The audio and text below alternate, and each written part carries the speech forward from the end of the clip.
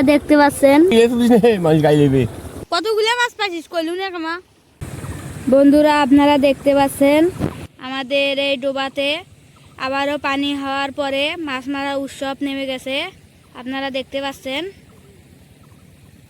এই দেখেন মাছ মারতেছে পানি ছেড়ে দিয়ে।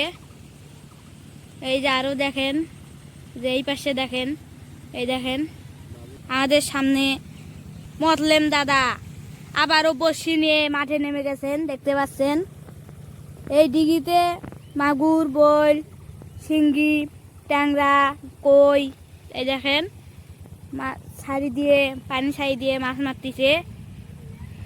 দেখতে পাচ্ছেন আমাদের সামনে, এই যে দেখেন, ওই দেখেন ছেলেরা মাছ মারতেছে। এই দেখেন, এই দেখেন পানা সেরে সেরে মাছ মারতেছে। মানে এখন একটা মাছ মারার উৎসব বছরে একবার আসে। এই যে দেখতে পাচ্ছেন যে এইটা আমার জাল, একটু এখন আগে বসাইনু কিভাবে হয়। এই দেখতে পাচ্ছেন যে এরকম পানি ছেড়ে দিয়ে মাছ মারা হয়। এই পানিগুলো আবার এই যে ভুঁইগুলো, এই যে ভুঁয়ে পানি বেশি হয়ে গেছে, দেখতে পাচ্ছেন এগুলো ছেড়ে দিয়ে মাছ মারা হইতেছে। দেখেন,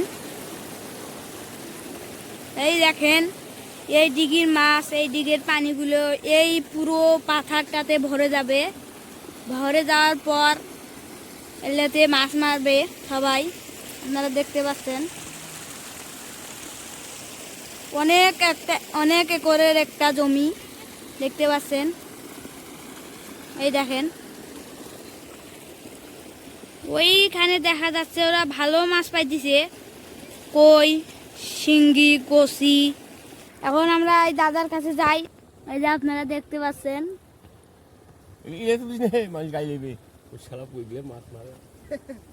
এই জায়গাতে বসে মাছ মারতেছে এই দাদা।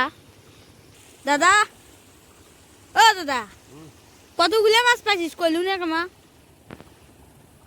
মাছ তো এখনো পাইনি,